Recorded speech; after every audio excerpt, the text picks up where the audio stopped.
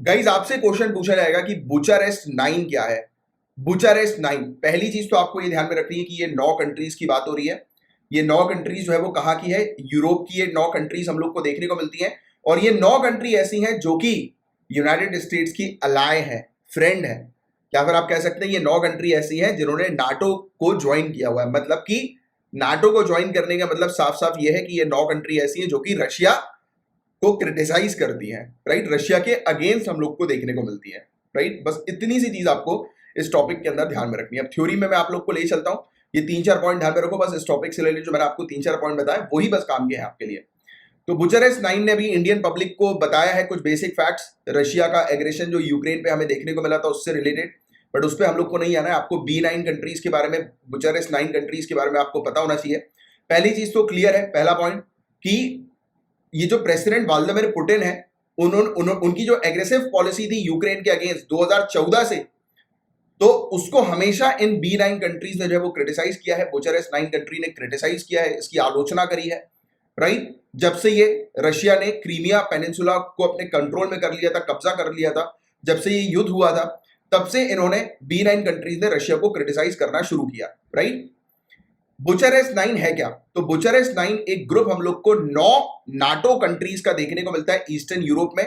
पहली बात, eastern Europe की ये कंट्रीज हैं और ये नाटो की मेंबर कंट्रीज हैं, राइट। तो United States led military alliance और नाटो जो हम लोग को देखने को मिलता है, तो उसकी ये मेंबर है। मतलब क्लियरली दो चीज सामने आ गई है, एक ये यूनाइटेड स्टेट्स की अलाय है क्योंकि नाटो की मेंबर कंट्री है, तो ऑब्वियसली बात है यूनाइटेड स्टेट्स का ही नाटो हम लोग को देखने को मिलता है, राइट। और ये नाटो की मेंबर है, मतलब यूनाइटेड स्टेट्स की दोस्त है, अलाय हैं, और रशिया को क्रिटिसाइज करती हैं।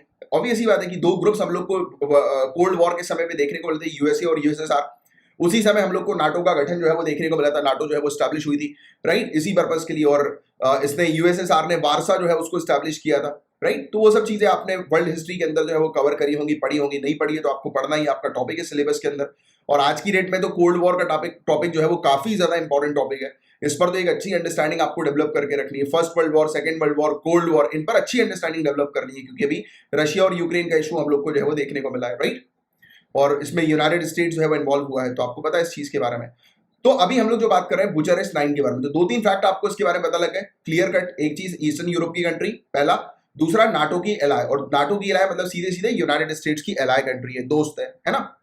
B9 का गठन हुआ था 2015 में, राइट। और इसका नाम जो पड़ा है, रोमानिया की कैपिटल बुचारेस्ट के नाम पे हम लोग को देखने को मिला है, राइट, वहीं पर इसका गठन हुआ था। तो दैट्स व्हाई ये ग्रुप जो है वो क्रिएट हुआ था, किस इनिशिएटिव के तौर पर?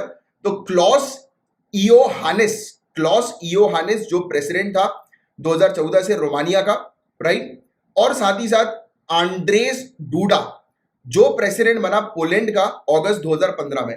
तो ये दोनों पर्सनालिटी ने मिलकर इस ग्रुप को क्रिएट किया। और इस ग्रुप के अंदर जो 9 कंट्रीज है वो कौन सी है? रोमानिया, पोलैंड, हंगेरी, बुल्गारिया, चेक रिपब्लिक, स्लोवाकिया, और 3 बाल्टिक रिपब्लिक, एस्टोनिया, लाटविया और लिथुआनिया, राइट। तो ये कंट्रीज हम लोग को इसके अंदर टोटल 9 ईस्टर्न यूरोप की कंट्रीज देखने को मिलती हैं जो इसकी बुचारेस्ट 9 की सदस्य है। बस इतनी सी चीज आपको ध्यान में रखनी है। और सभी की सभी मेंबर जो B9 की हम लोग को देखने को मिलती है, यूरोपियन यूनियन का भी पार्ट है और नाटो का भी पार्ट है, ये चीज आपको ऑलरेडी क्लियर है।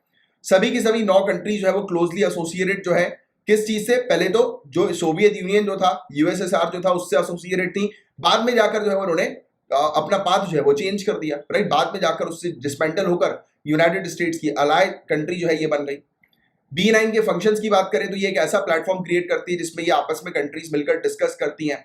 नॉट इवन आपस में एक दूसरे के साथ डिस्कशन होता है, दूसरी कंट्रीज को भी ये इन्वॉल्व करते हैं, राइट, कि इस क्षेत्र में अगर किसी प्रकार से इनसिक्योरिटी हो रही है, किसी प्रकार से अगर लॉ एंड ऑर्डर, आप कह सकते हैं international law and order disturb हो रहा है, तो उस पर ये कंसल्ट करते हैं, बातचीत करते हैं, राइट। तो ये चीज इसकी हम लोग को देखने को मिलती है। और बाकी नाटो की जो मेंबर कंट्रीज हैं वो किस प्रिंसिपल पर काम करती हैं? तो नाटो के टॉपिक को मैंने आपको पढ़ाया हुआ, आपको पता है कि नाटो का प्रिंसिपल है सॉलिडेरिटी और इनडिविजिबिलिटी ऑफ सिक्योरिटी का, एकजुटता और अविभाज्यता के सिद्धांत पर ये फोकस करते हैं। ये नाटो का भी एक सिद्धांत हम लोग को जो है वो देखने को मिलता है, राइट। तो we have discussed about it.